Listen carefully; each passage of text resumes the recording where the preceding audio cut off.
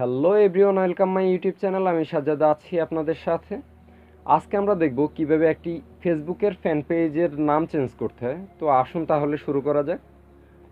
First আপনারা এই যে এইখানে যাবেন, এখানে গিয়ে দেখবেন যে আপনাদের কোন ফেসবুক পেজের নামটি চেঞ্জ করতে হবে, কোনটা প্রয়োজন আপনার মনে হয়। যদি এখানে না পান, যদি আপনাদের বেশি থাকে, তাহলে সি মোরের মধ্যে ক্লিক করবেন। আচ্ছা, সিমোরে ক্লিক করার পরে এই যে আমরা আমার এই ফ্যান পেজটা চেঞ্জ করব, নামটা চেঞ্জ করব, যাই সাজ্জাদ হোসেনে।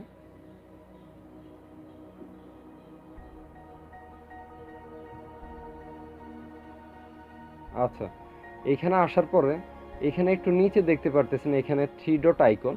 এই থ্রি ডট আইকনের মধ্যে ক্লিক করে ফার্স্টটাতে ক্লিক করবেন, এডিট পেজ ইনফো, মানে ইনফরমেশন আর কি, এটাকে সংক্ষেপে ইনফো দেওয়া হয়েছে।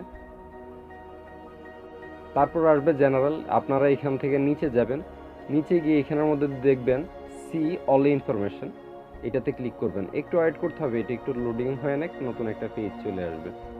আচ্ছা, আসলো। এই যে আমরা এবার এইখানে যাব, এইখানে দেখতে পারতেছেন নিচে আপনার অ্যাবাউট আসলো, তারপরে হচ্ছে জেনারেল, এইখানে আপনার পেজ ক্যাটাগরি আসলো।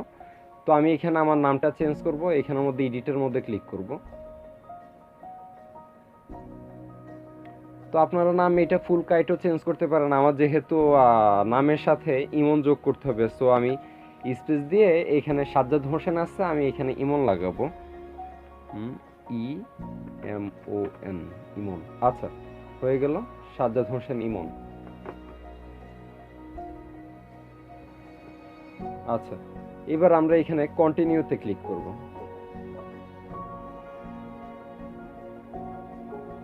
কন্টিনিউতে ক্লিক করার পরে এখানে বলে দিতেছে যে এটা 3 দিনের মধ্যে আপনার এটা দেখবে যে এখানে সবকিছু ঠিক আছে কিনা।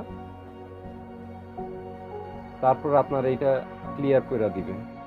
তো আমরা এখানে ক্লিক করে দেব রিকোয়েস্ট চেঞ্জের মধ্যে, ডান।